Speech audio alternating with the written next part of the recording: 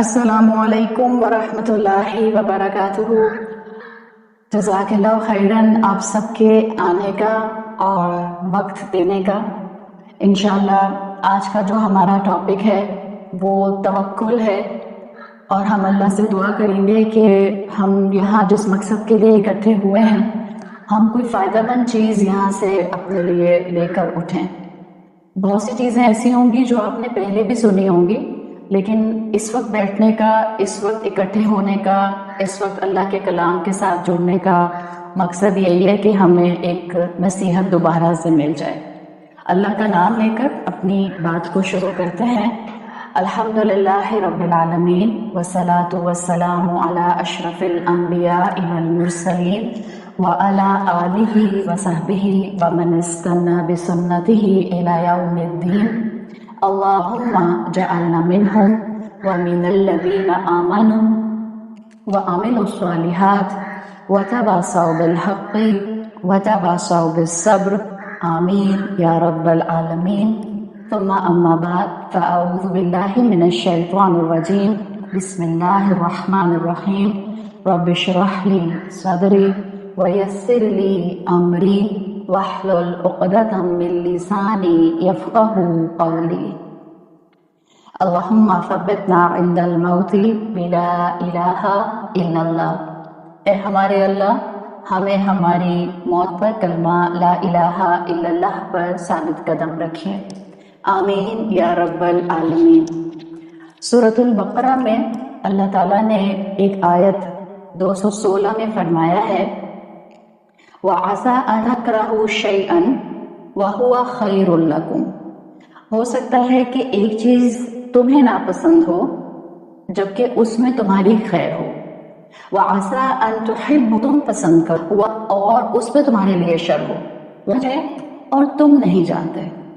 اگر اسی آیت کو سامنے میں اپنی بات کو شروع کروں تو جب ہم اپنی آج کہتے ہیں تو ایسی چیزیں ہوتی ہیں جو ہماری مرضی کے مطابق ہمیں، اور وہی ہمیں پریشان کرنے کا، وہی چیزیں ہماری ہمت توڑنے کا، وہی چیزیں ہمیں اداس کرنے کا سبب بنتی ہیں۔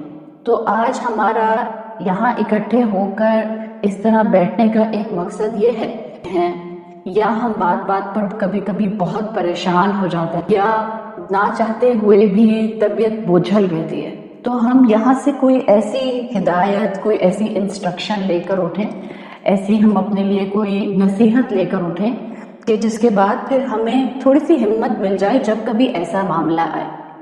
ابھی میں نے آپ کے سامنے قرآن کی آیت ترجمے کے ساتھ بھی رکھی اور آپ نے اس کو پڑھ لیا۔ انسان اگر اپنی حقیقت جان جائے تو انسان اپنی زندگی کو ضائع نہ کرے۔ یہ بات آپ نے بچپن سے شاید اپنی والدین سے سنی ہوگی۔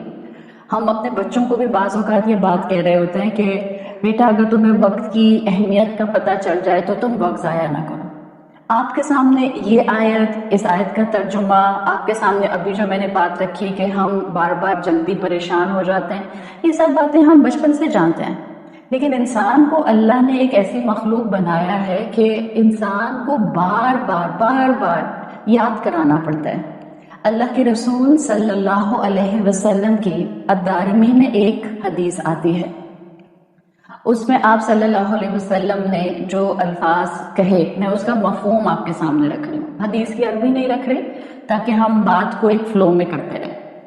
آپ صلی اللہ علیہ وسلم کی حدیث میں آتا ہے کہ 4 چیزوں کو اللہ تعالیٰ نے اپنے ہاتھوں سے بنایا ہے۔ اور جب آپ قرآن پڑھتے ہیں اور جب آپ احادیث پڑھتے ہیں تو آپ کو یہ 4 چیزیں پتہ بھی چل جاتی ہیں کہ اللہ نے ان کو اپنے ہاتھوں سے بنایا۔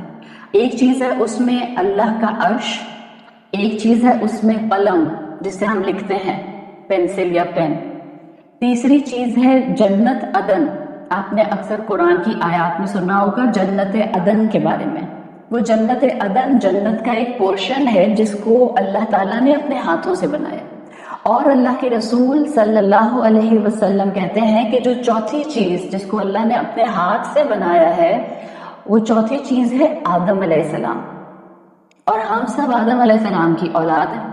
تو اگر اس طرح سے ہم چیزوں کو دیکھیں اور سمجھیں تو دیکھیں آپ اور میں اس دنیا میں کتنے بھی پریشان ہوں، مسلمان ہوتے ہوئے جب ہمیں جس وقت بھی یہ احساس گہرائی کے ساتھ محسوس ہو کہ اللہ نے مجھے اپنے ہاتھوں سے بنایا، تو اس کے اندر تھوڑی سی ہمت، تھوڑی سی آپ کے اندر جو ہے وہ اداسی کا کم ہونا آنا چاہیے۔ دیکھیں اسکالرز کہتے ہیں جو 4 چیزیں ہیں نا، جیسے جس میں اللہ نے اپنے ہاتھ سے عرش بنایا، قلم بنائی، جنت عدن بنائی اور آدم علیہ السلام کو بنایا، اسکالرز کہتے ہیں اس میں جو لیونگ مخلوق ہے، یعنی جس کو آپ جاندار مخلوق کہتے ہیں، وہ تو آدم علیہ السلام ہے۔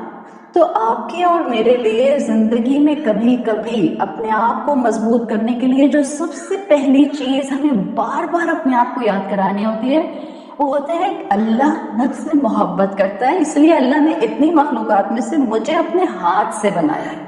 اور میں کیونکہ اس لیے کہہ رہی ہوں کہ ہم آدم علیہ السلام کی اولاد ہیں اور اللہ نے ہمیں بنایا۔ اچھا، اللہ نے ہمیں اپنے ہاتھ سے بنایا، آگے بڑھتے ہیں، توکل چاہ رہے ہیں نا، اللہ پر اعتماد چاہ رہے ہیں، تو اللہ پر اعتماد اللہ کو جانے بغیر، اللہ پر اعتماد اپنی حقیقت کو جانے بغیر آتا نہیں۔ بعض اوقات ہم ڈائریکٹ ڈھونڈتے رہتے ہیں اور کہتے ہیں بتائیں مجھے میں توکل کیسے کروں۔ تو انشاءاللہ آپ آج کی اس گفتگو سے یہ سیکھ جائیں گے کہ آپ توکل کیسے کریں۔ توکل کرنے کے لیے ہم بعض اوقات کہتے ہیں کہ شاید میں بہت دیر تک جائے نماز پر بیٹھی رہوں اور کوئی بہت لمبا ذکر جو ہے وہ کرتی رہوں، ریپیٹ کرتی رہوں، دہراتی رہوں، تو شاید اس سے توکل آئے گا۔ ہاں، مختلف لوگوں کو مختلف طریقے سے توکل ملتا ہے، لیکن ہم اس وقت اس توکل کی بات کر رہے ہیں جس سے بعض اوقات ہم شاید اللہ کا اس وقت ذکر کرنے کی پوزیشن میں نہ بھی ہوں، تب بھی ہم اس کو ایسے یاد کریں کہ ہمارے اندر ہمت آنا شروع ہو جائے۔ اور وہ طریقہ کیا ہے کہ ہم اللہ کو جانیں، وہ طریقہ کیا ہے کہ ہم اپنی حقیقت کو جانیں۔ اللہ نے مجھے، اور میں نے آپ کو طریقہ نمبر 1 سکھا دیا ابھی، آپ کو جب اداسی آئے، آپ کو جب پریشانیاں آئیں، آپ کو جب یہ محسوس ہو کہ حالات بہت تنگ ہو رہے ہیں، گھر کے اندر پریشانیاں آ رہی ہیں، آپ کے اپنے رشتے آپ کو پریشان کر رہے ہیں، اولاد پریشان کر رہی ہے، خدا نخواستہ بہن بھائیوں کے ساتھ کوئی مسئلہ ہو گیا ہے، آپ کے اپنے گھر میں کوئی مسئلہ ہے، شوہر سے جھگڑا ہے، کوئی بھی چیز پریشانی تو بن سکتی ہے نا، یہ دنیا ہے، پریشانیوں سے بچ کر یہاں پر آپ نہیں رہ سکتے۔ تو اب آج کے بعد جب بھی پریشانی آپ سے بنایا ہے، وہ مجھے ضائع کیسے کر سکتا ہے؟ ایک چیز یہ، پھر اللہ نے جو آپ کو اور مجھے زندگی دی ہے، یہ جو دنیا کی زندگی ہے، یہ تو سب زندگی نہیں ہے نا۔ آپ نے بچپن سے سنا ہوگا، آپ نے اپنے الحمدللہ یہ تربیت سیشن آپ کرتی ہیں، آپ نے اس میں اپنے مختلف استاد سے سنا ہوگا کہ دیکھیں ہم مسلمان ہوتے ہوئے اس کانسیپٹ کے ساتھ ہیں، اس خیال کے ساتھ ہیں کہ ہم اس دنیا میں آئے ہیں، لیکن اس سے پہلے بھی ہماری ایک زندگی تھی، اور اس دنیا کے بعد جب ہم اس دنیا سے تو ختم ہو جائیں گے، اس کے بعد بھی ہماری ایک زندگی ہوگی۔ تو ہم اصل میں اپنی وجود کے درمیان کے حصے میں ہیں۔ اب آپ نے یہ تو پہچان لیا کہ اللہ نے آپ کو اپنے ہاتھ سے بنایا، تو جب جس حصے میں اللہ نے اپنے ہاتھ سے بنایا، وہ حصہ مجھے یاد نہیں ہے۔ جس حصے میں میں اس وقت موجود ہوں، جس کو ہم دنیا کہتے ہیں، وہ ہمیں یاد ہے، اور جو ہم اس دنیا کے بعد آگے بڑھیں گے، جو ہماری موت کے بعد سفر شروع ہوگا، وہ تو ہم نے ابھی دیکھا نہیں، وہ تو ہم صرف قرآن سے اور اللہ کے رسول صلی اللہ علیہ وسلم سے سن کر اپنے ایمان کو مضبوط کرتے جاتے ہیں۔ تو اب یہ سمجھیں، اب دوسری طرف آئیں۔ ایک، اللہ نے آپ کو اپنے ہاتھ سے بنایا ہے۔ 2، اللہ نے آپ کو بہت لمبی زندگی دی ہے۔ آپ کی ہو سکتا ہے اس وقت آپ کی عمر 40 سال ہو سکتا ہے اس وقت آپ کی عمر 50 سال ہو سکتا ہے آپ کی عمر اس وقت 30 سال، لیکن اصل میں یہ عمر تو صرف اس دنیا کی زندگی ہے۔ وہ جب ہم روح کی شکل میں اللہ کے پاس تھے، پتہ نہیں وہ کتنے سال ہم نے گزارے۔ وہ جب ہم اس دنیا میں موت کے بعد ایک آگے کے دور میں جائیں گے جس کو آخرت کہتے ہیں، پتہ نہیں ہم وہاں کتنے سال رہیں گے۔ اللہ نے تو ابداً ابداً کہا ہے کہ انسان وہاں ہمیشہ ہمیشہ رہے گا۔ تو یاد رکھیں، یہ جو درمیان کا حصہ ہے، یہ اللہ نے آپ کو اور مجھے دیا ہی اس لیے ہے کہ اب جو میں سبق پیچھے سے سیکھ کر آئی تھی، روح ہوتے ہوئے، جو مجھے اللہ تعالیٰ نے آسمانوں پر سکھایا تھا، جب مجھ سے وعدہ لیا تھا کہ کیا میں تمہارا رب نہیں ہوں، اور سب روحوں نے کہا تھا قالوا بلا شاہدنا، کیوں نہیں اللہ تعالیٰ، ہم گواہی دیتے ہیں کہ آپ ہمارے رب ہیں۔ اب یہاں یہ درمیان کی جو زندگی ہے دنیا کی، اس میں میرا امتحان ہو رہا ہے۔ تو اب آپ کے پاس دوسرا جو نصیحت کا حصہ ہے، آپ کو اپنے آپ کو بتانا ہے، آپ کو اپنے آپ کو بار بار یاد کرانا ہے. جب پریشانی آئے اپنے آپ کو بتائیں میری دنیا کی زندگی تو درمیان کا حصہ ہے، میں بہت لمبا ٹائم اللہ کے پاس گزار کر آ چکی ہوں. اس زندگی کے اندر پتہ نہیں کتنی زندگی ہے، 50 سال ہے، 60 سال ہے، 70 سال ہے، جتنی اللہ دے دے. اور اس کے بعد میں ختم نہیں ہوں گی، نہ میں ختم ہوں گی، نہ میری اولاد ختم ہوگی، نہ میرا شوہر ختم ہوگا، نہ میرے ماں باپ ختم ہوں گے، بلکہ ایک اور دور شروع ہو جائے گا. تو اب یوں سمجھیں کہ آپ کے پاس یہ علم آ گیا کہ آپ کی زندگی کے 3 حصے ہیں. جب آپ اللہ کے پاس تھی روح کی شکل میں، پھر جب آپ آئیں اس دنیا کے اندر جو ہم اس وقت اس کو تجربہ کر رہے ہیں، آپ مجھے سن رہی ہیں، آپ میں سے کچھ کو میں دیکھ رہی ہوں الحمدللہ، یہ ہماری دنیا کی زندگی ہے. اور ہم جانتے ہیں کہ یہ دنیا کی زندگی بہت چھوٹے سے ٹائم کے لیے ہے. اب غور سے میری بات سنیے گا، آپ کو انشاءاللہ یہ بات جب یاد آئے گی نا بعد میں کسی ٹائم پر، تو آپ کو محسوس ہوگا کہ اللہ نے آپ کو یہ عقل کیوں دی ہے. دیکھیں ہماری زندگی کے 3 حصے ہیں. اگر میں آپ سے سوال کروں کہ ہماری زندگی کا جو پہلا حصہ ہے اور جو آخری حصہ ہے، کیا وہ دونوں روح کی شکل میں ہوتے ہیں اور درمیان والا جسم کی شکل میں ہوتا ہے؟ تو آپ کہیں گے جی ہاں، ہم روحوں کی شکل میں آسمان پر تھے، اللہ تعالیٰ نے ہماری والدہ کو حمل سے کر دیا، پھر فرشتے نے آ کے ہماری روح کو ہماری والدہ کے حمل کے اندر جو آ کر تھا پھونک مار دی. ہم اس دنیا میں ایک جسم کے ساتھ ہیں. صحیح؟ یہ جو ہم بہت زیادہ اداس ہوتے ہیں، یہ جو ہماری آنکھ آنسو بہاتی ہے، یہ جو ہم ہرٹ ہوتے ہیں، ہم کہتے ہیں نا آپ نے مجھے اتنا برا جملہ کہا میرے اندر تک تکلیف ہو گئی، کہ ہم کہتے ہیں نا ایک دوسرے کی باتوں کے اوپر، یہ سب ہمارا جسم محسوس کر رہا ہوتا ہے. ہمیں اپنا پچھلا وجود یاد نہیں ہے کہ میں روح کی شکل میں اللہ کے پاس تھی تو کیسے تھی. ہمیں تو قرآن نے بتایا تو ہمیں پتہ چل گیا. اسی طرح سے قرآن نے بتایا کہ مرنے کے بعد ہمیں اٹھایا جائے گا تو ہم نے مان لیا. اب یاد رکھیں یہ جو روح ہے نا اس کا اللہ سے بہت گہرا تعلق ہے، اور یہ روح ہمارے پاس اس مڈل، یہ جو درمیان کی دنیا کی زندگی ہے نا یہاں پر بھی ہے. ہوتا کیا ہے کہ ہم بہت زیادہ اس دنیا کے فکروں میں، چکروں میں، کاموں میں اپنی روح کو بھول رہے ہوتے ہیں. یاد آتی ہے، کبھی کبھی یاد آتی ہے، کبھی کبھی بھول جاتے ہیں، لیکن اکثر و بیشتر ہم اس روح کو بھول جاتے ہیں. اور جب ہم اس روح کو بھول جاتے ہیں تبھی ہم بہت غم کا شکار ہوتے ہیں، تبھی ہم بہت زیادہ اداس ہوتے ہیں، تبھی ہم بہت زیادہ پریشان ہوتے ہیں. آپ دیکھیے، آپ خود پہچانتی ہوں گی آپ کے اپنے گھر میں آپ کے والدین، آپ کے بزرگ آپ کو کہتے ہوں گے بعض لوگ اتنے نیک ہوتے تھے، بعض لوگ اتنے نیک ہوتے ہیں کہ ان پر غم کا پہاڑ ٹوٹ جاتا ہے اور پھر بھی وہ بہت زیادہ مطمئن رہتے ہیں، پھر بھی وہ ایسے نہیں ہوتے کہ آپ کو ایسے لگے کہ رو رو کر انہوں نے اپنے آپ کو ہلکان کر لیا. وہ کیوں ہوتا ہے؟ یہ جو بزرگ ہمارے پہلے ہوتے تھے جن کے اندر آپ کو یہ ہمت ملتی تھی، انہوں نے اپنا تعلق، اپنی روح کا تعلق اللہ سے بنایا ہوتا تھا. بس یہ ایک طریقہ ہے جو ہم نے سیکھنا ہے. جس دن آپ کو یہ یاد رہے گا کہ میری زندگی کے 3 حصے ہیں، صرف یہ دنیا کی زندگی نہیں ہے، جس دن آپ کو ان 3 حصوں کے ساتھ یہ یاد آ گیا کہ میری ان 3 حصوں کے اندر میرا یہاں درمیانی حصہ جسم اور روح کے ساتھ ہے، اور مجھے اس جسم کی فکر کے ساتھ مجھے اپنی روح کی فکر بھی کرنی ہے، آپ کو ہمت آنا شروع ہو جائے گی. اس لیے کہ روح یاد آئے گی، اللہ یاد آئے گا. اللہ یاد آئے گا تو یاد آئے گا ہاں مجھے اس نے اپنے ہاتھوں سے بنایا ہے.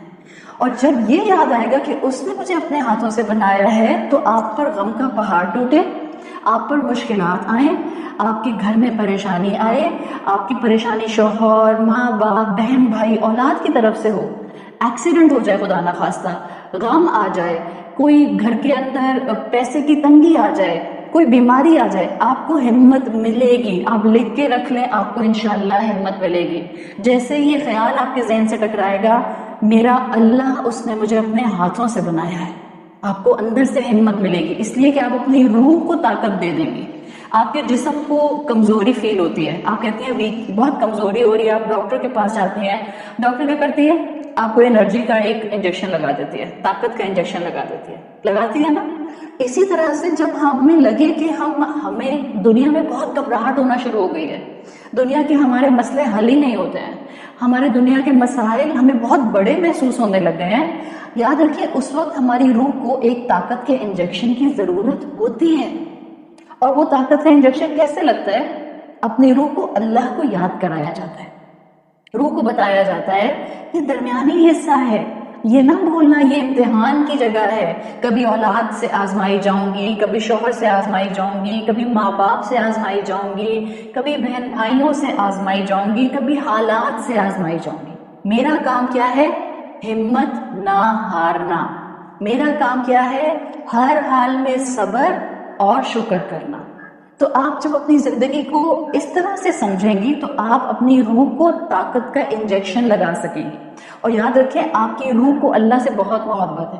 اس دنیا میں کوئی انسان ایسا نہیں ہے جس کے لیے میں یہ کہوں کہ یا ہم یہ کہیں کہ اس انسان کی روح اللہ سے محبت نہیں کرتی۔ آپ کسی غیر مسلم کو دیکھیں، آپ کسی گناہ گار کو دیکھیں، آپ کافر کو دیکھیں، آپ مشرک کو دیکھیں، یہ بات یاد رکھیے گا، ہر انسان کی روح اللہ سے محبت کرتی ہے، اس لیے کہ اللہ نے سب انسانوں کی روحوں کو کہا تھا بتاؤ میں کیا تمہارا رب نہیں ہوں، اور سب انسانوں کی روحوں نے کہا تھا کہ بالکل آپ ہمارے رب ہیں۔ تو یہ جو انسان دنیا میں گناہ کرتا ہے، یہ جو انسان دنیا میں اللہ کو بھول جاتا ہے، یہ روح نہیں بھولتی ہے، روح بیمار ہو جاتی ہے، روح کو طاقت کا انجیکشن نہیں ملتا، روح سو جاتی ہے، روح فالج زدہ ہو جاتی ہے، روح لولی لنگڑی ہو جاتی ہے۔ اصل میں کیا ہوتا ہے کہ انسان کا نفس شیطان کے ہاتھوں میں چلا جاتا ہے، تو انسان کا جسم، اس کی عقل اس سے گناہ کراتی ہے۔ یاد رکھیں کہ کوئی بھی آپ کے آس پاس انسان ہے، ہو سکتا ہے کوئی آپ کے اپنے خاندان میں ایسا انسان ہو جو آپ کو بہت پریشان کرتا ہے، آپ کی زیادتی نہیں ہوتی ہے، آپ کا ظلم نہیں ہوتا، آپ کی طرف سے کوئی ناجائز بات نہیں ہوتی، لیکن وہ آپ کو پریشان کرتا ہے۔ اپنے رب کو یاد کر کے اس وقت یہ بات کہیے گا اس انسان کی روح تو اللہ سے محبت کرتی ہے، اصل میں یہ انسان اس وقت اپنے نفس کا غلام بن گیا ہے، شیطان کے ہاتھوں میں آ گیا ہے۔ یاد رکھیے گھر میں ایک عورت کا اللہ پر توکل آنا شروع ہو جائے پورے گھر پر اس کا اثر نظر آتا ہے۔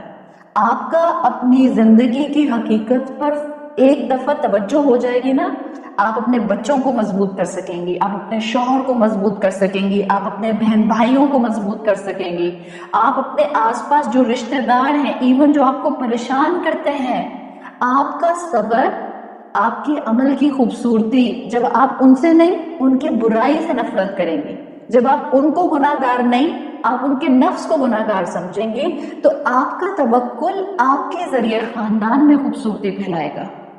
تب آپ کو یاد رکھنا ہے کہ آپ ہر انسان کے بارے میں ایسا سوچیں گی کہ اس کی روح اللہ سے محبت کرتی ہے، اس نے شیطان کی باتوں میں آ کے اپنی روح کو بیمار کر لیا ہے۔ صحیح؟ اچھا اب آگے بڑھتے ہیں۔ ہمیں یہ پتہ چل گیا اللہ نے مجھے اپنے ہاتھ سے بنایا اس لیے کہ اللہ مجھ سے محبت کرتا ہے۔ ہمیں یہ پتہ چل گیا کہ ہم اپنی زندگی کے درمیان کے حصے میں ہیں۔ ہمیں یہ پتہ چل گیا کہ ہم یہاں امتحان کے لیے ہیں۔ ہمیں یہ پتہ چل گیا کہ اس دنیا کی زندگی میں ہم نے کانسٹنٹلی اپنی روح کو طاقت کا انجیکشن لگانا ہوتا ہے تاکہ ہم مشکلات میں کھڑے رہیں، تاکہ ہم مشکلات میں اس رب کو یاد کر کے نہ صرف خود مضبوط ہوں، ہم اوروں کو مضبوط کر سکیں۔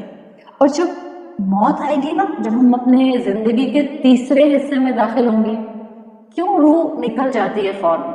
دیکھیں ایک پرندہ ہے، اس کا کام یہ اڑنا ہے۔ آپ پرندے کو پنجرے میں بند کر دیں، آپ پنجرے کا دروازہ کھولیں، کیا ہوگا؟ فوراً پرندہ اڑ جائے گا۔ یہی ہوتا ہے نا؟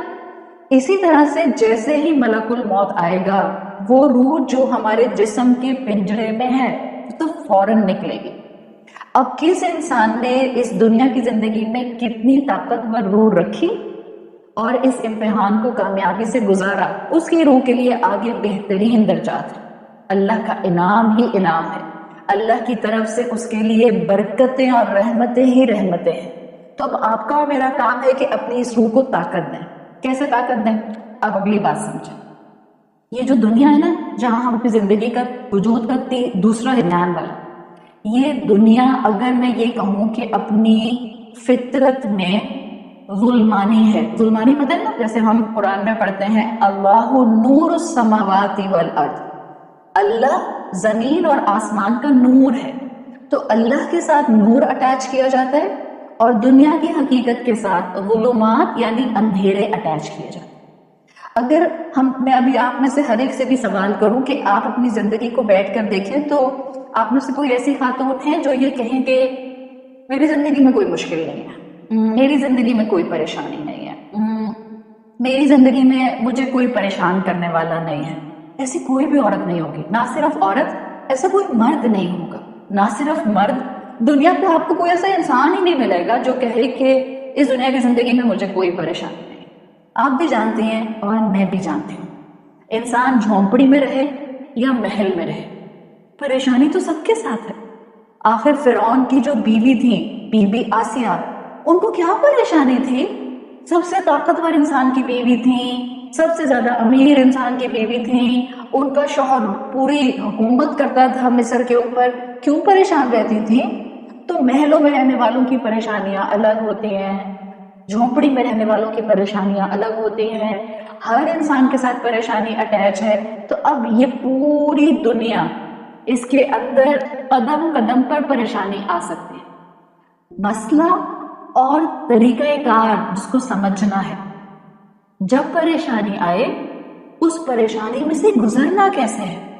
آپ کا بچہ دریا کے دوسرے پار چلا جائے اور آپ ایک پار پر رہ جائیں اور آپ کے پاس اپنے بچے کو حاصل کرنے کا کوئی طریقہ نہ ہو سوائے اس کے کہ آپ نے دریا کراس کرنا ہے، دریا پار کرنا ہے، تو آپ دریا میں ڈوب جائیں گی، بچہ بھی نہیں ملے گا. یا آپ دریا کو ہر حال میں پار کرنے کی کوشش کریں گے. یہ دنیا کا بھی یہی معاملہ ہے. مشکل آئے گی، اس مشکل میں سے ہی گزرنا ہے، اس مشکل میں ہی اپنے رب کو ذہن میں رکھتے ہوئے میرا رب مجھے ہمیشہ طاقت دے گا. یہ دنیا کی پریشانیوں کو آپ کو اور مجھے یوں سمجھ لیں، ان کو سمجھنا آ جاتا ہے جب آپ کو اور مجھے اللہ کی طرف سے یہ چیز مل جاتی ہے کہ اللہ مجھے ضائع نہیں کرے گا. صفا اور مروہ کا نام تو آپ سب نے سنا ہے. ہم جب حج پر جاتے ہیں یا عمرہ کرنے جاتے ہیں تو دو پہاڑیاں جس کے درمیان میں ہم جانتے ہیں کہ اللہ تعالیٰ نے عورت صبر کی، ان دونوں پہاڑیوں کو صفا مروہ کے لوگ ایک عورت کی سنت کو فالو کریں گے. ایک عورت کی سنت کے پیچھے مرد ہوں، عورت حج کریں یا عمرہ کریں، تو یہ صفا مروہ نہیں. عورتیں کبھی اپنے آپ کو کمزور نہ سمجھیں، ہم عورتیں اپنے آپ کو کبھی بھی کم مخلوق نہ سمجھیں، ہم عورتیں کبھی بھی اپنے آپ کو اپنے رب سے دور نہ سمجھیں. اللہ نے مجھے اور آپ کو ایسی طاقت دے کر پیدا کیا ہے کہ وہ طاقت جس میں ہم اپنے جذبات کو تھام سکتے ہیں، ہم صبر کا مظاہرہ کر سکتے ہیں، ہم حالات میں نہ صرف خود مضبوط رہ سکتے ہیں، ہم پورے خاندان کو مضبوط رکھ سکتے ہیں. صرف کب؟ جب آپ کا اللہ سے تعلق ہوگا، جب آپ کو اللہ پر توکل ہوگا. آپ دیکھیں صفا مروہ کی کہانی جو آپ کے بھی ذہن میں آ رہی ہے نا، ایک عورت ابراہیم علیہ السلام کی وائف، جن کو بغیر کسی ریزن کے، ابراہیم علیہ السلام کے پاس کوئی ریزن، کوئی وجہ نہیں تھی کہ ان کو کیوں مکہ کی اس وادی میں چھوڑیں، سوائے اس کے کہ ان کے رب نے ان سے کہا تھا. اللہ کے حکم پر اپنی بیوی کو اور اپنے نئے پیدا ہوئے بچے کو تپتے صحرا میں چھوڑا. اور اس عورت کا توکل کیا تھا؟ کیا الفاظ آتے ہیں حدیث میں، جب انہوں نے ابراہیم علیہ السلام سے ایک مرتبہ پوچھا جب وہ چھوڑ کر جا رہے تھے، آپ کیوں جا رہے ہیں، آپ ہمیں یہاں کیوں چھوڑ رہے ہیں؟ انہوں نے جواب نہیں دیا. دوسری مرتبہ پوچھا، ابراہیم علیہ السلام نے جواب نہیں دیا. تیسری مرتبہ پوچھا، جب ان کے شوہر پھر بھی خاموش رہے تو کیا کہا انہوں نے؟ اللہ نے آپ کو ایسا کرنے کا اگر حکم دیا ہے تو میرا ایمان ہے کہ اللہ ہمیں کبھی ضائع نہیں کرے. یہ ہے توکل، یہ ہے رب پر یقین. یہ آپ نے اور میں نے لینا ہے اپنی زندگی کے اندر. یہ ہے میری روح کا طاقت کا انجیکشن. میرا اللہ مجھے ضائع نہیں کرے گا. آپ کو جس گھر میں اللہ نے پیدا کیا، آپ کو جس شوہر کے ساتھ اللہ نے نکاح میں باندھا، آپ کو جو بچے اللہ نے دیے، آپ کو جو میکہ اور سسرال ملا، یہ کسی کی پلاننگ نہیں ہے سوائے اللہ کی پلاننگ کے. یہ اس کی پلاننگ ہے. اس نے ہمیں ہر گھر کے اندر باقاعدہ، جیسے پودا ایک جگہ پر اگایا جاتا ہے اللہ نے ہمیں اپنے اپنے گھروں کے اندر ایک پوری پلاننگ کے ساتھ رکھا ہے، تو اپنے اندر وہی صبر لے کر آئیے جو بی بی ہاجرہ کا صبر تھا۔ یاد رکھیں مشکل میں اللہ مجھے ضائع نہیں کرے گا، اللہ مجھے حالات پر صبر کرنے والا بنائے۔ آپ ان میں صبر کریں گے تو یقین رکھیے گا زمزم کے میٹھے چشمے پھوٹتے ہیں، جب تک پھوٹا تھا آج بھی معجزے ہوتے ہیں اور ہوں گے۔ آپ اپنے ذہن میں کوئی پریشانی لے آئیں، آپ کا صبر آپ کو انشاءاللہ اپنے خاندان میں ایک مضبوط عورت، ایک مضبوط سہارا اور آپ کو ایک مضبوط پہاڑ کی طرح کھڑا کر کے رکھے۔ پہاڑ کیوں اچھا لگتا ہے؟ پہاڑ اس لیے اچھا نہیں صرف لگتا کہ پہاڑ جو ہے وہ بہت خوبصورت لگتا ہے اور اس کی ایک جو ہے وہ شخصیت ہوتی ہے۔ پہاڑ کی اچھائی یہ بھی ہے کہ پہاڑ کے اندر مضبوطی ہوتی ہے، پہاڑ کی مضبوطی سب کو اچھی لگتی ہے۔ اسی طرح وہ انسان خاندان میں جو مضبوط ذہن کا ہوتا ہے، آپ کہتی ہیں نا اس کے اعصاب بہت مضبوط ہیں، آپ کہتی ہیں کہ وہ انسان خوشیوں میں بھی آپے سے باہر نہیں ہوتا، اور وہ انسان غم بھی پڑتا ہے تو ایسا نہیں ہوتا کہ اس کا ہارٹ اٹیک ہی ہو جائے۔ یہ ہوتی ہے انسان کی مضبوطی۔ اور مضبوط انسان وہ ہوتا ہے جس کی روح کو ہر وقت طاقت کا انجیکشن اللہ کے کلام کے ذریعے ملتا رہتا ہے۔ اور آپ کی تربیت کے سیشنز کا بھی یہی مقصد ہے۔ آپ جب بھی تربیت کا سیشن یہ لیتی ہیں، اس کا مقصد کیا ہوتا ہے؟ ہم یہاں پر کوئی پارٹی کرنے نہیں آتے، ہم یہاں پر خدا نخواستہ گوسپ کرنے نہیں آتے، ہم ایک دوسرے کی باتیں کرنے نہیں آتے ہیں، ہم یہاں پر جو ہے وہ تیار ہو کر صرف اور صرف اس لیے نہیں آتے کہ میں اپنی پکچرز کھینچ سکوں۔ ہمارا یہاں آنے کا کیا مقصد ہوتا ہے؟ ان تربیت کے سیشنز کا، ان کلاسز کا کیا مطلب ہوتا ہے؟ یہی کہ میری روح کو طاقت کا انجیکشن لگ جائے، مجھے اللہ یاد آ جائے، مجھے یہ یاد آ جائے کہ میری وجود کا یہ درمیانی حصہ ایک امتحان ہے، اور میں اس طاقت کے انجیکشن کے ساتھ جب اپنے گھر میں واپس جاؤں تو چھوٹی چھوٹی باتوں کے اوپر پریشان نہ ہوں، لوگوں کی چھوٹی چھوٹی غلطیوں پر ان سے بلا وجہ نہیں الجھوں، ایک دوسرے کی چھوٹی چھوٹی غلطیاں معاف کر دوں، اپنے گھر کے اندر موجود انسانوں کو جب غلطی کرتے دیکھوں تو یہ جان لوں ان کی روح تو اللہ سے محبت کرتی ہے، یہ شیطان کے ہاتھ میں آ گئے ہیں، مجھے محبت سے ان کو ڈیل کرنا ہے۔ آپ سوچیں آپ کو بخار ہو رہا ہے، آپ ڈاکٹر کے پاس جاتے ہیں، آپ ڈاکٹر کو کہتی ہیں ڈاکٹر صاحبہ میرے سر میں درد ہے، میرے پیٹ میں درد ہے، میری کمر میں درد ہے، میرے پورے جسم میں درد ہے، اور ڈاکٹر کہے کیا مسئلہ ہے؟ اتنے مسئلے آپ کے ساتھ، میں آپ سے باتیں نہیں کرتی۔ تو اس پہ ڈاکٹر نے تو اپنا کردار ادا ہی نہیں کیا۔ آپ کا بچہ ہے مثال کے طور پر 20 سال کا، وہ آپ سے آ کر کہتا ہے، یا چلو 10 سال کا، وہ آپ سے آ کے کہتا ہے امی مجھ سے نماز نہیں پڑھی جاتی، امی کیا کروں جھوٹ زبان سے نکل جاتا ہے، امی کیا کروں غلط کاموں میں لگ جاتا ہوں، موبائل استعمال کر لیتا ہوں۔ اب آپ اسے کہیں گے ہٹو تم مجھے بہت پریشان کرتے ہو، آپ یہ کہیں گی یا آپ اس کو بٹھائیں گی، پیار سے بات کریں گی، آپ اس کو سمجھائیں گی بیٹا نماز کیوں پڑھنی ہوتی ہے، بیٹا جھوٹ کیوں نہیں بولتے، بالکل بھی نہیں بولنا ہوتا، اس کے یہ نقصان ہوتے ہیں، بیٹا دیکھو موبائل پہ تم وقت ضائع کرو گے تو اسکول کا ہوم ورک رہ جائے گا۔ یہ ہوتی ہے نا ماں۔ تو کسی انسان کی غلطی سے نفرت نہیں کی جاتی، کسی انسان کی شخصیت سے نفرت نہیں کی جاتی، اس کی غلطی کو غلط سمجھ کے اس میں سے نکالنے کی کوشش کی جاتی۔ اب جب اتنی باتیں ہمیں سمجھ آ گئیں تو اب ہمارا کام کیا ہے کہ یہ جو ہم کہہ رہے ہیں بار بار کہ اللہ ہماری روح کو طاقت کا انجیکشن لگ جائے، تو طاقت کا انجیکشن لگانے کا طریقہ کیا ہے کہ آپ پریشانیوں میں پریشان نہ۔ طاقت کا انجیکشن لگانے کا طریقہ ہے اللہ کے کلام کو سمجھنا، اور اللہ کے کلام کو آج سمجھنا کوئی مشکل نہیں ہے آپ کے لیے۔ تو الحمدللہ یہاں پر جو ہے وہ انتظام کیا جاتا ہے کہ آپ کے اس طرح سے جو ہیں وہ سیشنز کرا لیے جائیں۔ اس کے علاوہ کئی طریقے ہیں اپنی روح کو طاقت کا انجیکشن لگانے کے، تاکہ ہمیں اللہ یاد رہے، تاکہ ہم اللہ کو مشکل میں یاد رکھیں، تاکہ مشکل میں اپنے آپ کو بتائیں یہ مشکل مجھے مشکل لگ رہی ہے، لیکن اگر میں نے اس کو امتحان سمجھا تو یہ انشاءاللہ مجھے فائدہ دے گی۔ توکل یہ ہوتا ہے کہ آپ اپنی اس دنیا کی زندگی میں جو مشکلات آ رہی ہیں ان مشکلات پر شور نہ مچائیں، اور اپنے ذہن کو بار بار بتائیں اس میں خیر ہے، اس میں خیر ہے، اس میں خیر۔ جب آپ اپنے آپ کو بار بار یہ کہتی ہیں نا مشکل کو دیکھ کے کیا مصیبت ہے، کیا پریشانی ہے، کیا مجھ پر ہی پریشانیاں آتی ہیں، جب ہم شکوہ کرتے ہیں نا تو ذہن بھی نا پھر اسی طرف سوچنے لگ جاتا ہے، ہمت ٹوٹنے لگ جاتی ہے، پریشانی آنے لگ جاتی ہے. اور جب آپ اس کے الٹ اپنے آپ کو بتاتی ہیں، آج کے بعد خدا نخواستہ ہم اللہ سے ہمیشہ دعا کرتے ہیں کہ اللہ ہماری زندگی کو آزمائشوں سے محفوظ رکھے. ہم کبھی بھی اللہ سے مشکل نہیں مانگتے. لیکن ابھی آپ سے کہا نا دنیا ہے، اس کے اندر ظلمات ہیں، اندھیرے ہیں، یہ کبھی خوشی کبھی غم دیتی ہے. تو جب پریشانی آئے گی اس وقت اپنے آپ کو بتائیے گا اس میں بھی خیر ہوگی، مجھے نظر نہیں آ رہی.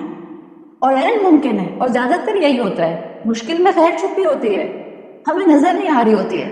ہم شور کر کے پریشان ہو کے واویلا مچا کے اس خیر کو حاصل کرنے سے اپنے آپ کو محروم کر لیتے ہیں، نیکی پر قائم نہیں رہ پاتے. تو اب کیا طریقہ ہے کہ ہم اپنی روح کو طاقت کا انجیکشن لگاتے رہیں؟ اس کا ایک سمپل طریقہ ہے، اور وہ سمپل طریقہ یہ ہے کہ آپ کو اور مجھے بار بار اللہ کے کلام کے سامنے آ کر بیٹھنا ہوتا ہے. آپ کوئی آڈیو سنیں، آپ کوئی اس طرح کا جو کلاس ہے وہ اٹینڈ کریں. اب تو آج کل ہر ایک کے پاس جو ہے وہ انٹرنیٹ ہوتا ہے، واٹس ایپ ہوتا ہے، کتنی آڈیوز آتی رہتی ہیں، کتنے لیکچر آتے رہتے ہیں. آپ کچن میں کام کر رہی ہیں، آپ گھر کا کام کر رہی ہیں، آپ جو ہیں وہ اپنے پاس اس کو لگا لیں، کانوں میں لگا لیں، یا آپ اسپیکر پر لگا لیں، کام کرتی جائیں اور سنتی جائیں. کیا ہوگا؟ ہمیں ذکر ملتا رہے گا، نصیحت ملتی رہے گی، یاد آتا رہے گا میرا اللہ مجھے تنہا نہیں چھوڑے گا، میرا اللہ، اور چاہے اس وقت میرے لیے حالات مشکل ہیں، میرا اللہ مجھے توکل دے گا، صبر دے گا، اور پھر میرے انہی حالات میں سے زمزم کے میٹھے چشمے پھوٹیں گے. یہ سب آپ کو اپنے ذہن پر کام کرنا ہوتا ہے. یہ آپ کے ذہن پر کام آپ کی روح کو مضبوط کرتا ہے. یا آپ کی روح کا مضبوط ہونا آپ کو گھر میں ایک پہاڑ جیسی شخصیت بناتا ہے. اس وقت یہ جو میں آپ کو بات کہہ رہی ہوں یہ اس لیے کہہ رہی ہوں، ہو سکتا ہے آپ شادی شدہ عورت ہیں، اور میرے خیال میں جو یہاں پر زیادہ تر خواتین تو سب مائیں ہیں. آپ کا گھر کا قوام آپ کا شوہر ضرور ہے، لیکن ہو سکتا ہے کسی کے شوہر جذباتی لحاظ سے تھوڑے سے کمزور ہوں، وہ جلدی پریشان ہو جاتے ہوں، وہ جلدی بوکھلا جاتے ہوں، وہ مشکل کو جو ہے وہ سنبھال نہ پاتے ہوں. حضرت ختیجہ رضی اللہ عنہا سے ہم یہ بھی سیکھتے ہیں کہ وہ اپنے شوہر کی بہت مزاج شناس بیوی تھی. ان کو پتہ چل جاتا تھا کب اللہ کے رسول پریشان ہیں تو وہ اسی حساب سے ان کے ساتھ معاملہ کیا کرتی تھی. آپ کے شوہر قوام ہیں، ان کا ادب، ان کی رسپیکٹ ہم پر لازم ہوتی ہے شوہر کی. ساتھ ساتھ آپ کی شخصیت جتنی مضبوط ہوگی، پہاڑ کو یاد کر لیں، جہاں آپ نے یہ یاد رکھنا ہے کہ آپ کو ہر وقت اللہ کو یاد کرنا ہے، وہاں آج سے اپنے آپ کو بتائیں. اب جا کر خاندان میں نہیں بتائیں گے آج سے میں اپنے آپ کو پہاڑ سمجھنے لگی، نہیں، اپنے آپ کو بتائیے گا. جب نماز پڑھیں تو اپنے آپ کو بتائیں، جب دعا مانگیں تو اپنے آپ کو بتائیں، جب گھر کے کام کر رہی ہوں کوئی پریشانی ذہن میں آ جائے، جب سننے میں کوئی مسئلہ آئے، اپنے آپ کو بتائیں اندر ہی اندر مجھے اپنے خاندان میں پہاڑ جیسی شخصیت بننا ہے. اور یہ پہاڑ جیسی شخصیت بنتی ہے جب اللہ نظروں میں رہتا ہے، جب اللہ خیالوں میں رہتا ہے، جب اللہ جذبات میں رہتا ہے، جب اللہ سے محبت ہوتی ہے، جب آپ اللہ کو تھام کر رکھتے ہیں. اور اللہ کو تھامنے کا مطلب یہ نہیں ہوتا کہ اب ہر وقت غصہ آ رہا ہے. ہمیں ایسے لوگ نظر آتے ہیں کہ جو بظاہر بہت اللہ اللہ کرتے ہیں پھر غصہ بھی بہت کرتے ہیں. یہ نہیں ہوتا اللہ سے تعلق. اللہ سے تعلق، کسی نے کہا کہ انسان کا اپنے رب سے تعلق بالکل ایسا ہے جیسے کہ آپ نے ایک معصوم سی چڑیا اپنے ہاتھ میں پکڑی ہوئی ہے. اب آپ مجھے بتائیں، آپ کے ہاتھ میں چڑیا ہے، آپ اس کو بہت دبائیں گی تو کیا ہوگا؟ چڑیا ہی بیچاری مر جائے گی. اسی طرح سے بعض لوگ کیا کرتے ہیں کہ ایک طرف بہت اللہ اللہ کر رہے ہوتے ہیں، دوسری طرف ہر وقت گھر میں غصہ غصہ غصہ غصہ کرتے ہیں. یہ غصہ جو ہے یہ سختی ہے آپ کے کردار کی، اور یہ آپ کے اور آپ کے رب کے تعلق کو توڑ دے گی. بالکل جیسے چڑیا کو دبا کر پکڑے گی چڑیا مر جائے گی. اسی طرح سے اللہ کا تعلق اگر چڑیا کی طرح ہے اور آپ نے چڑیا کو بہت ہلکے ہاتھ سے پکڑا، چڑیا اڑ جائے گی. صحیح؟ تو کیا کرنا ہے؟ چڑیا کو محبت سے پکڑتے ہیں تو چڑیا ہاتھ میں رہتی ہے، چڑیا کو نقصان بھی نہیں پہنچتا. یہی ہم چاہ رہے ہیں، ہم اللہ کے ساتھ محبت کا تعلق پیدا کریں. جہاں محبت ہوتی ہے وہیں توکل آتا ہے. جہاں محبت ہوتی ہے اسی کے لیے ہم صبر کرتے ہیں. جہاں محبت ہوتی ہے وہیں ہمیں یاد رہتا ہے اللہ میرا امتحان لے رہا ہے، وہ مجھے ضائع نہیں کرے گا، اللہ مجھے اس مشکل سے نکالے گا، اللہ میرے لیے راستے کھولے گا. یہ تعلق آپ کو بنانا ہے، اور قرآن کے سامنے بیٹھے بغیر یہ تعلق نہیں بنتا. اسی لیے آپ کے لیے جب بھی کوئی بھی اس طرح کا تربیت کا کلاس یا سیشن آپ کے لیے جو ہے وہ کیا جاتا ہے، تو پوری کوشش کیا کریں کہ اپنے گھر کے کاموں کو اس سے پہلے سب سمیٹ کر آپ یہ ضرور اٹینڈ کریں. اس لیے کہ جو باقی آپ چاہے 1 گھنٹے کے لیے بیٹھیں گے نا، کتنا لمبا ہوتا ہے، آدھے گھنٹے کا، 40 منٹ کا، 60 منٹ کا. دن بھر میں 24 گھنٹے ہوتے ہیں ملا کر پوری تاریخ کے. اگر 1 گھنٹہ ہفتے میں 1 دفعہ، مہینے میں 1 دفعہ آپ نے یہاں بیٹھ کر کسی استاد کو سن لیا، قرآن کی بات کو سن لیا، ایک آیت بھی اگر آپ کو سمجھ آ گئی، آپ کا پورا ہفتہ انشاءاللہ آپ کو اپنی روح کے اندر مضبوطی، اپنے روز کے تعلقات کے اندر عقل اور حکمت نظر آئے گی، ہمت ملے گی. آپ چھوٹی چھوٹی بات کے اوپر تھک نہیں جائیں گے. کوئی مجھے سنتا نہیں ہے، کوئی مجھ سے محبت نہیں کرتا، کوئی جو ہے وہ میرا خیال نہیں رکھتا، یہ نہیں ہوگا. رب کے کلام سے جڑیں، اور جڑنے کے آج کل بہت طریقے ہیں. چاہے آپ واٹس ایپ پر آڈیو سن لیں، چاہے اس طرح کا سیشن اٹینڈ کر لیں، چاہے آپ کسی یوٹیوب کے اوپر کسی لیکچر کو سن لیں. بس آپ نے اپنے آپ کو یاد دہانی کرانی ہے، میرے رب نے مجھے اپنے ہاتھوں سے بنایا ہے، اور میرا رب مجھے ہرگز ضائع نہیں کرے گا، ہرگز ضائع نہیں کرے گا. لیکن آج کل آپ میں سے بہت سی خواتین اس شکایت کو سنتی ہوں گی، یا آپ نے خود بھی محسوس کی ہوگی. عورتیں کتنا کہتی ہیں کہ ہمیں ڈپریشن ہونے لگ گیا ہے، ہم سے فیصلہ صحیح نہیں ہوتا ہے، ہم چھوٹی چھوٹی باتوں کے اوپر جو ہے وہ بہت زیادہ پریشان ہو جاتے ہیں. یہ اس بات کی نشانی ہے کہ ابھی ہم نے اپنی روح کو ویسا مضبوط نہیں کیا جیسی مضبوط روح ہونی چاہیے. ہاں، ذہنی طور پر یہ ایک بیماری ہو سکتی ہے ڈپریشن، لیکن اس کا ایک علاج قرآن ہے. اور اگر میں یہ کہوں کہ ہماری جسم کی جو بھی بیماری ہے، یہ جو ڈپریشن ہے، اصل میں یہ ہماری اوپر کا جو برین عقل ہوتی ہے نا، دماغ، اس کی خرابی. اور یہ جسمانی تکلیف ہے. آپ کو پیٹ میں درد ہو، آپ کو سر میں درد ہو، آپ کے دانت میں درد ہو، آپ کو خدا نخواستہ بخار ہے، کھانسی ہے، نزلہ ہے، زکام ہے، کوئی تکلیف ہے، جسم کی ہر بیماری کی شفا قرآن میں ہے. جب اللہ نے کہا ہے کہ یہ قرآن شفا ہے، تو یہ روح کی بھی شفا ہے، اور ہمارا ایمان ہے کہ ہمارے جسم کی بھی شفا. تو اس کے ساتھ تعلق مضبوط کریں. اور صرف ایسے نہیں کہ ڈاکٹر صاحب نے جو ہے وہ دوائی لکھ کر دے دی تھی کاغذ کے اوپر، اب میں روز اس کو پڑھتی ہوں، پیناڈول، کیلپول، ڈسپرین، اور میں پڑھتی رہتی ہوں. تو پڑھنے سے تو فائدہ نہیں ہوگا، آپ کو دوا کھانی ہوگی. اسی طرح سے قرآن کی تلاوت کرنا ایک جگہ، اور اس کو سمجھنا دوسرا حصہ. تلاوت اپنی جگہ برکت رکھتی ہے، ایک اس کا حرف پڑھیں گے 10 نیکی مل جائے گی. اللہ کے رسول صلی اللہ علیہ وسلم بتا کر گئے، وہ الگ ثواب دیتا ہے. اور جب آپ اس کو اس طرح کی کلاس میں سمجھیں گی، جیسے ابھی ہم سمجھ رہے ہیں ایک آیت سورہ بقرہ کی 216، کہ ہو سکتا ہے کوئی چیز تمہیں ناپسند ہو لیکن اللہ نے اس میں خیر رکھی ہو. جب آپ نے ایک آیت کو سمجھ لیا، یہ آپ کے جسم کو بھی شفا دے گا، یہ آپ کی روح کو بھی شفا دے گا. اور یاد رکھیں، روح کو شفا ملے گی تو آپ کے اندر کردار کی مضبوطی آئے گی، اور جسم کو شفا ملے گی تو آپ ڈپریشن پیشنٹ نہیں رہیں گی. وقت کے ساتھ ساتھ اگر آپ خدا نخواستہ ڈپریشن کی دوائیاں کھاتی ہیں، وقت کے ساتھ ساتھ آپ کی دوائیاں کم سے کم ہوگی. آپ کی پریشانیوں میں جو آپ کو بے چینیاں ہوتی ہیں، آپ کی یہ پریشانیاں دور ہوں گی. اگر کوئی خاتون نیند کی گولی کھاتی ہیں، آپ ایمان رکھیں، آپ میرا یقین کریں، آپ قرآن کے ساتھ یہ والا تعلق جوڑیں، اللہ سے باتیں کرنا شروع کریں، اللہ سے کہیں اللہ یہ مشکل بہت بڑی ہے، مجھ سے نہیں سنبھالی جا رہی، اس کو دور کر دے. اللہ آپ نے بی بی ہاجرہ کی مشکل بھی دور کی تھی، اللہ میری مشکل بھی دور کر دے، اللہ مجھے صبر دے. آپ مانگیں. کیسے ہو سکتا ہے ہم مانگیں اور وہ نہ دے؟ اس کے لیے تو کہتے ہیں نا کہ اگر وہ عطا کی انتہا نہ کر دے، مانگ کر تو دیکھو، اگر وہ عطا کی انتہا نہ کر دے تو کہنا. اور یہ حقیقت ہے، مانگنے والا مانگتا ہے تو اللہ عطا کی حد کر دیتا ہے. توکل چاہیے تو بس اپنی زندگی میں اپنے رب کے ساتھ تعلق بنا لیں. ایک تعلق بنے گا قرآن سے جوڑ کر، قرآن کی تلاوت اور قرآن کا اس طرح کا فہم جس میں ہمیں ایک آیت بھی سمجھ آ جائے، اور ایک تعلق بنتا ہے انسان کا اللہ کے ساتھ نماز کے ذریعے۔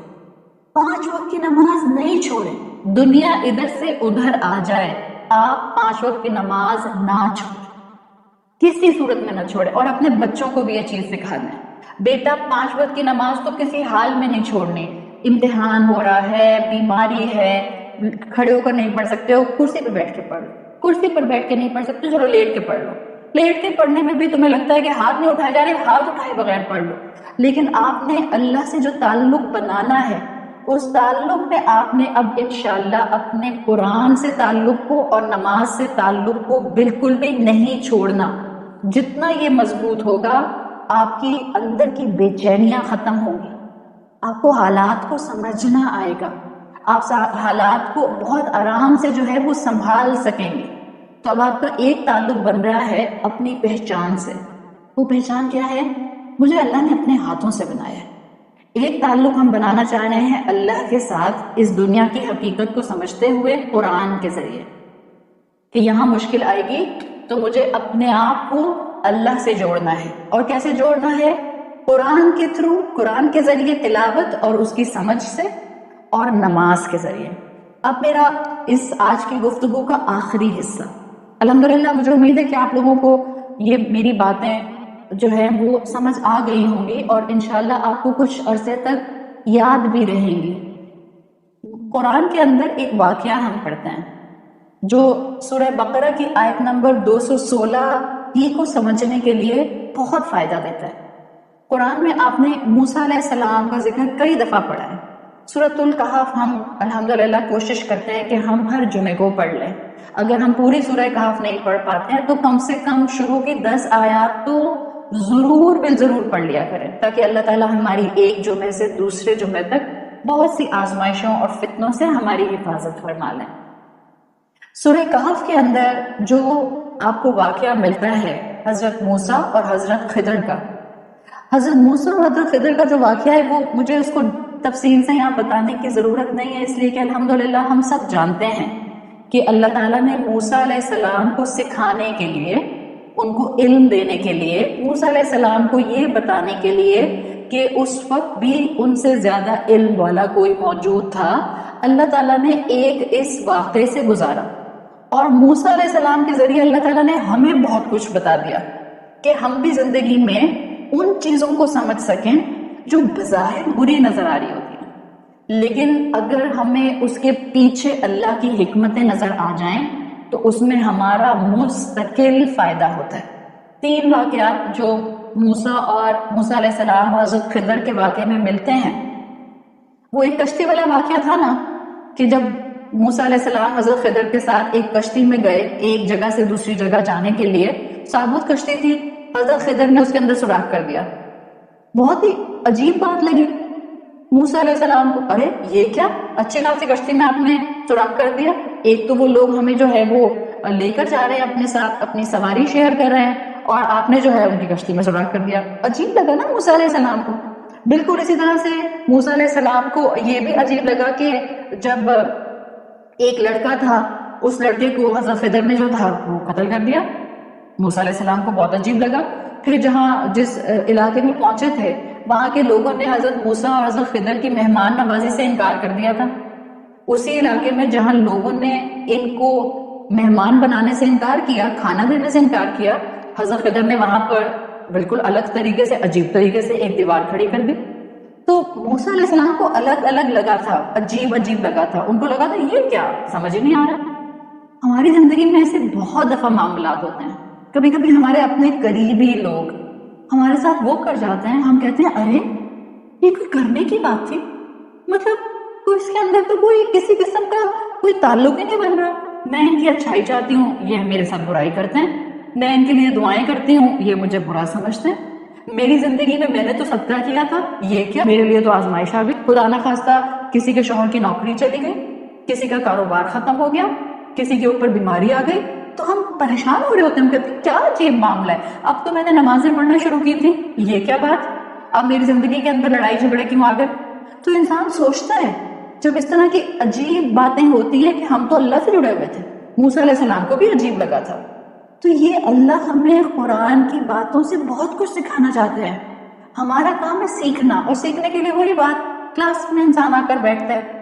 دیکھیں یہ جو 3 واقعات تھے نا، میرے پاس بہت لمبا ٹائم تو نہیں ہے کہ میں آپ کو ان 3 واقعات کا تعلق موسیٰ علیہ السلام کی زندگی سے بتاؤں، لیکن میں تھوڑا تھوڑا بتاتی ہوں، آپ کو انشاءاللہ یاد رہ جائے گا. اور جب آپ سورہ کہف پڑھیں گی یا آپ کبھی سورہ کہف کو کسی اور استاد سے سنیں گی، آپ کو اس کو نا اس سے جوڑنا آ جائے گا. لیکن یہ جو حضرت خضر نے کشتی میں سوراخ کیا تھا، عجیب بات تھی نا. پانی اور کشتی آپ کو نظر آ رہی ہے، تو موسیٰ علیہ السلام کی زندگی میں موسیٰ علیہ السلام کو یاد کرانا مقصد تھا. تمہاری امی نے بھی تو عجیب طریقے سے تمہیں نیا بچہ ہوتے ہوئے ایک ٹوکری میں ڈال کے دریا میں بہا دیا تھا. تو لگ تو عجیب رہا تھا، لیکن فائدہ نکلا یا نہیں نکلا؟ موسیٰ علیہ السلام بچ گئے قتل ہونے سے، جبکہ فرعون تب بچوں کو بنی اسرائیل کو اس وقت قتل کر رہا تھا. تو موسیٰ علیہ السلام کو سکھایا گیا کہ ان 3 واقعات کا تمہاری زندگی سے بہت گہرا تعلق ہے. حضرت خضر کا کشتی میں سوراخ کرنا اور تمہاری ماں کا تمہیں ٹوکری میں ڈال کر دریا میں بہا دینا، بظاہر دونوں عجیب باتیں، لیکن دونوں کے پیچھے اللہ کی حکمت خیر کی. اسی طرح حضرت خضر کا ایک ینگ جوان بچے کو قتل کر دینا، یہ موسیٰ علیہ السلام کی زندگی سے کیسے جڑا ہوا تھا؟ آپ کو پتا ہے نا، موسیٰ علیہ السلام سے بھی ایک قبطی کا قتل ہو گیا تھا، اور موسیٰ علیہ السلام سے بھی جو قبطی کا قتل ہوا تھا، کوئی موسیٰ علیہ السلام سے اگر پوچھے کہ آپ کی زندگی کا یہ عمل کیسا تھا، اس وقت تو موسیٰ علیہ السلام بہت شرمندہ تھے. اس کے پیچھے فائدہ خیر کیا نکلی؟ اس قتل کی وجہ سے موسیٰ علیہ السلام نے مصر چھوڑا، مدین چلے گئے، ان کو نبوت ملی، ان کو فیملی ملی، ان کی شادی ہو گئی، ان کا نکاح ہو گیا. تو بظاہر تو قتل ہو جانا ان سے ایک بہت برا عمل تھا، لیکن پیچھے کی خیر اللہ نے کچھ نہ کچھ ان کے لیے سنبھال کر رکھی تھی. اسی طرح یہ جو دیوار والا واقعہ ہے کہ موسیٰ علیہ السلام نے حضرت خضر سے کہا کہ آپ نے جو ہے وہ دیوار کیوں بنا دی، اور حالانکہ وہ لوگ آپ کو کھانا کھلانے کو تیار نہیں تھے، آپ کو دیوار کی اجرت بھی نہیں دیتے. کہا تھا نا موسیٰ علیہ السلام نے. ذرا اس کو موسیٰ علیہ السلام کی زندگی پر لگائیں. موسیٰ علیہ السلام نے بھی تو 2 لڑکیوں کو پانی بھر کے دیا تھا اور اجرت کوئی بھی نہیں لی تھی. تو تینوں واقعات اللہ تعالیٰ نے یہ جو قرآن میں رکھے صرف کہانی کے طور پر نہیں رکھے، اللہ نے بڑی اس کو سکھانے اور نصیحت کے حساب سے یہاں پر رکھے. تو ہمیں بھی اس چیز کو اپنی زندگی پر لے کر آنا ہے. آپ کی زندگی میں جو بھی آج مشکلات ہیں، اگر آپ صبر کے ساتھ ان مشکلات پر اپنے آپ کو قائم رکھتی ہیں، اور کیسے قائم رکھتی ہیں؟ پہاڑ کی طرح غصہ کیے بغیر اپنے آپ کو اللہ کے تعلق میں جوڑتے ہوئے، تو یاد رکھیں آپ کی زندگی میں اس مشکل کے پیچھے کا خیر ضرور واضح ہوگا. بالکل جیسے موسیٰ علیہ السلام کی والدہ نے جب ان کو ٹوکری میں دریا میں بہایا تھا، اس کے پیچھے خیر آیا تھا. موسیٰ علیہ السلام نے مصر چھوڑا تھا، خاندان چھوڑا تھا، قوم چھوڑی تھی، بالکل خالی ہاتھ مدین پہنچے تھے، اللہ نے خیر دکھایا. موسیٰ علیہ السلام نے بغیر اجرت کے 2 لڑکیوں کا پانی بھر کے دیا تھا، اللہ نے خیر دکھایا، اللہ نے فیملی دی، نکاح کروایا، گھر دیا. 8 سے 10 سال تک موسیٰ علیہ السلام وہاں پر رہے. یہی چیز آپ کو اور مجھے سمجھنی ہے. تو آخری جس اپنی بات کو مکمل کرتے ہوئے کچھ چیزیں یاد رکھیں. اللہ پر توکل یہ ہے کہ ہر لمحے مجھے یاد رہے وہ جس نے مجھے اپنے ہاتھوں سے بنایا ہے وہ مجھے رسوا نہیں کرے گا جب تک میں اس کی بندی بن کے رہوں گی. وہ جس نے مجھے اپنے ہاتھوں سے بنایا ہے وہ میری مشکل کو دور کرے گا، وہ صرف میرا امتحان لے رہا ہے. یاد رکھیں اس بات کو کہ اللہ جو کرتا ہے اس میں بہتری ہوتی. بس یہ چیز اپنے آپ کو بتاتی رہیں، چلتے پھرتے اٹھتے بیٹھتے، اللہ میری زندگی میں جو بھی کرے گا. جبکہ آپ نماز پڑھنے والی، قرآن پڑھنے والی، سچ بولنے والی، غیبت سے اپنے آپ کو بچانے والی، جھوٹ سے بچانے والی، اللہ کے رسول صلی اللہ علیہ وسلم سے اپنا تعلق مضبوط رکھنے والی، اس میں آپ کے لیے خیر ہوگی. بس رات مستقیم نہ چھوڑیں، ہم اللہ سے محبت کرنا نہ چھوڑیں. اب آپ کی زندگی میں جو بھی ہو اور جو بھی ہوگا میں اب آپ کو پتہ چل گیا. کبھی اچھا ہوگا، کبھی مشکل ہوگا. اچھا تو سب کو اچھا لگتا ہے، مشکل میں ہی مشکل آتی ہے نا، مشکل میں ہی سوچنے لگ جاتے ہیں. مشکل میں پریشان ہوتے ہیں تو مشکل میں بھی اپنے آپ کو بتائیں میں صراط مستقیم پر چلنے کی کوشش کر رہی ہوں، اب جو ہوگا اچھا ہوگا۔ اللہ کے ساتھ اپنے تعلق میں کبھی بھی نا امیدی نہیں لے کر آئیں، اور اللہ کے کسی حکم کو کبھی بھی یہ کہہ کر نہیں چھوڑیں مجھے نہیں سمجھ آیا یہ کیسا حکم ہوا، سمجھ آئے یا نہ آئے اس رب پر توکل کرتے ہوئے اس حکم کو پہچان لیں، اس کے پیچھے انشاءاللہ بہترین حکمت ہی ہوگی۔ تو ہم اللہ سے دعا کرتے ہیں کہ اللہ تعالیٰ اپنی محبت، اپنا تعلق اور اپنے اوپر بہترین توکل صبر کے ساتھ عطا فرمائے۔ اللہ تعالیٰ ہماری زندگیوں میں جو آزمائشیں ہیں ان کو اپنی رحمت سے دور فرمائے۔ اللہ تمام بیماروں کو شفائے کلی عطا فرمائے۔ اللہ تعالیٰ ہمارے گھروں میں جو پریشانیاں ہیں اس کو اپنی رحمت سے خوشیوں میں بدل دے۔ اللہ ہمیں اور ہمارے گھر والوں کو صراط مستقیم پر چلائے۔ اللہ ہمیں اور ہماری اولادوں کو 5 وقت کا نمازی بنائیے۔ اللہ ہمیں اور ہماری اولادوں کو اور ہمارے گھر والوں کو اللہ کے رسول صلی اللہ علیہ وسلم والا اخلاق عطا فرمائیے۔ اللہ ہمیں اپنے والدین کے لیے اور ہماری اولادوں کو ہمارے لیے بہترین صدقہ جاریہ بنائیے۔ اللہ تعالیٰ ہمارا یہاں اکٹھا ہونا قبول فرمائے، اور اللہ ہم اپنی زندگی میں جب بھی مشکل آئے ہمیشہ آپ کی طرف دیکھیں، کبھی آپ سے بدگمان نہ ہوں، اور ہمیشہ یہ یاد رکھیں کہ اگر میں نے صبر کیا تو اللہ مجھے کبھی ضائع نہیں کرے گا۔ اللہ اس صبر کے بدلے مجھے دنیا اور آخرت میں کئی انعام عطا فرمائے گا۔ سبحانک اللہم و بحمدک نشہد ان لا الہ الا انت نستغفرک ونتوب الیک۔ جزاک اللہ خیرا۔